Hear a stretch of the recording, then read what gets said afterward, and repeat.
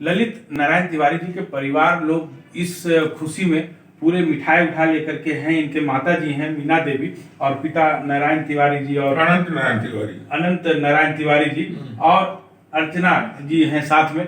हम आपको बता देते हैं, पूछते हैं इनसे, मिठाई हाथ में लिए हैं, क्या बात है? बहुत खुशी की बात है कि आज हमारा बेटा यही अथी पर पहुंचा है। बहुत खुशी की बात है। एक खुशी हमको फूले नहीं समा रहा है कि आज बेटा उस जगह पर पहुंचा है। सर आप क्या कहना चाहते हैं? अब बोलना है ना, खुशी से बोल नहीं पा रहे हैं। हाँ, यही बात है, हम थोड़ा इमोशनल हो जाते हैं। इमोशन हो जा रहे हैं, इतनी खुशी है कि लोग इमोशन हो जा रहे हैं। और देखिए, इनसे बात करते हैं, इनकी पत्नी है। कैसा लग रहा है? बहुत अच्छा लग रहा है, हमारा सपना पूरा हुआ। और मिठाई खिलाई मिठाई, उसमें सोचना क्या है? आज हमारा बेटा इस लाइन पर पहुंचा है कि दिन देखना पड़ा सर हमको। तो देख रहे हैं, ये परिवार की खुशी की माहौल है। और आप देख रहे हैं आवाज डेली हर्षित टीवी। आप देख रहे हैं आवाज डेली हर्षित टीवी। और ये जो कार्यक्रम हमारी होती है, विशेष होती है, चमकते सितारे।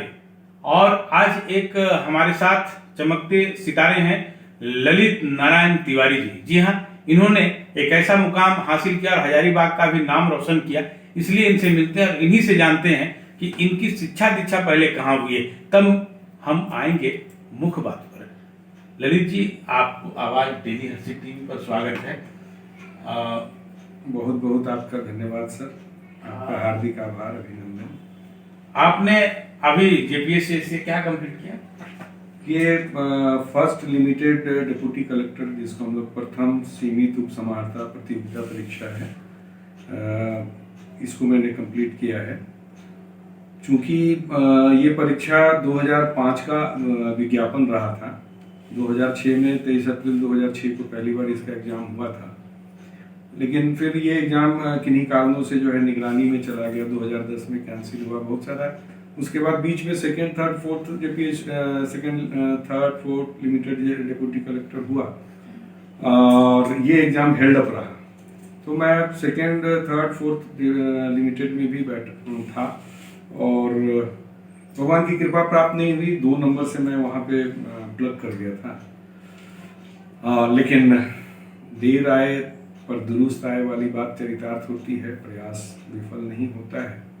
तो ये 3 जनवरी 2020 को दूसरी दफे ये परीक्षा आयोजित की गई थी और 3 सालों के बाद अभी आप देख रहे हैं मकर संक्रांति के दिन हमें ये खुशी प्राप्त हुई है। हम तो कहना ये चाहेंगे कि पूरे परिवार को खुशी जी जी जी बिल्कुल। लेकिन मैंने आपको इसलिए पूछ लिया पहले दर्शकों को बताने की कैसे शख्सियत के साथ हम बैठे हैं, लेकिन किसी चीज को करने के लिए तैयारी उसकी होती है। जी जी। और हमको जहाँ तक मालूम है कि अभी वर्तमान में आप शिक्षक हैं। जी जी। तो ये बताएं कि आप पढ़ाई लिखाई कहाँ से, बचपन कैसे बीता, किनका सहयोग से, प्रेरणा से आप इस तरह आगे बढ़े, इसको जानना हमारे दर्शकों को जरूरी है जब मेहनत आदमी करता है। जी, बहुत अच्छा प्रश्न किया है आपने। मैं बताऊं कि मेरी शिक्षा दीक्षा जो है, प्रारंभिक शिक्षा दीक्षा माँ पिताजी के साथ हुई थी। माध्यमिक शिक्षा के लिए मुझे जाना पड़ गया था मामा गांव, सरबहदा, गया डिस्ट्रिक्ट में है, अभी वो बिहार पड़ता है।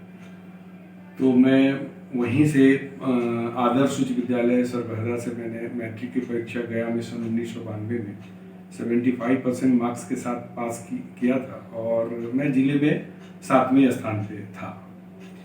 उसके बाद मैं आर्ट्स कॉमर्स साइंस क्या था? नहीं, वो तो मैट्रिकुलेशन की बात है। मैट्रिकुलेशन। उसके बाद मेरा एडमिशन मैंने पीसीएम ग्रुप में फिजिक्स केमिस्ट्री मैथ में आईएससी मैंने सेंट क्लोमस कॉलेज हजारीबाग से किया। यहीं से सत्र क्या? ये 94 में। और मैं बताऊं कि 94 में मात्र 7 लोग फर्स्ट डिवीजन से पास किए थे और पीसीएम ग्रुप से मैं इकलौता था जो मैंने फर्स्ट डिवीजन से पास किया था विद डिस्टिंक्शन कॉलेज में, एकमात्र था।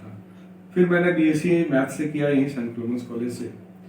तो बीएससी में मैं सेकंड टॉपर रहा था, 76% मार्क्स था उसमें मेरा। फिर मैंने एमएससी यहीं से किया विनोबा यूनिवर्सिटी से मैथमेटिक्स से और 78% के साथ मैं एमएससी में टॉपर भी रहा हूँ अपनी यूनिवर्सिटी का। उसके बाद इसी दरमियान ये इस विज्ञापन आया था शिक्षक का, अप्लाई सर, किया था। शिक्षक आप कब बने? जी मैं वहीं पे आ रहा हूँ। तो साल बता दें। जी 22 मार्च 2000 को मैं पहली बार इस तो सेवा 2000 से आप जी सन 2000 से मैं प्रारंभिक शिक्षक के रूप में झारखंड सरकार तो में सेवा दे रहा हूँ। लेकिन आपकी पढ़ाई से रिश्ता नाता नहीं टूटा? जी नहीं, बिल्कुल नहीं। मैं आज भी रातों को पढ़ता हूँ, मैं आज भी पढ़ता हूँ और पढ़ाई से मैं कभी विमुख नहीं हुआ। उसी का परिणाम ये। जी जी मैं तो बिल्कुल कहता हूँ। मैं ये जानना चाहता हूँ कि इसके लिए जो अभी आपने निकाला जेपीएससी जी। जो प्रसमता आपने कहा, जी तो इसके लिए तैयारी कैसे की है आप? दर्शकों के लिए बताएं, बहुत सारे अंग बच्चे जी। देखते हैं, तैयारी करते हैं, उनके लिए बताएं कि क्या टफ लगा आपको, कैसे तैयारी की? चूंकि जब मैं अपने शैक्षणिक उपलब्धियां प्राप्त कर रहा था तो मेरे मन में हमेशा से था कि मैं एक प्रशासनिक सेवा अधिकारी बनकर अपने राज्य की सेवा करूं। और चूंकि शुरुआत में घर की माली स्थिति थी कि मुझे जो पहले प्राप्त हुआ शिक्षक के रूप में, मैंने इसमें योगदान किया 2000 में और जेपीएससी की मैं तैयारी में लग गया। फर्स्ट जेपीएससी मैंने पीटी क्वालिफाई किया था और उसके बाद इसी दरमियान 2005 में ये विज्ञापन आया था, मैंने इसको अप्लाई किया था। मैंने पढ़ा, उस समय से काफी पढ़ा।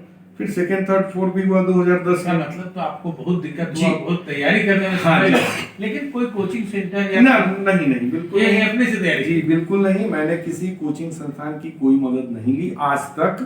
एक क्या होता है कि दोस्तों यारों के बीच मतलब एक डिबेट हाँ, होता है हाँ। अपने बीच, जी। तो कुछ वैसे दोस्त जो आपके जी सहयोग में हाँ, साथी रहे? मैं बताऊंगा। सेकेंड थर्ड और फोर्थ जेपी लिमिटेड वाली की जो मैं तैयारी कर रहा था, तो मेरे हम लोग 3 दोस्तों के साथ हमारी तैयारी चलती थी। एक मनोज कुमार है जो अभी उसमें सेलेक्ट हो गए थे और अभी बगोदर की वीडियो है, और दूसरे हैं नरेश कुमार, वो अभी गिरिडीह में शायद तीसरी ब्लॉक में है, वो भी वीडियो है।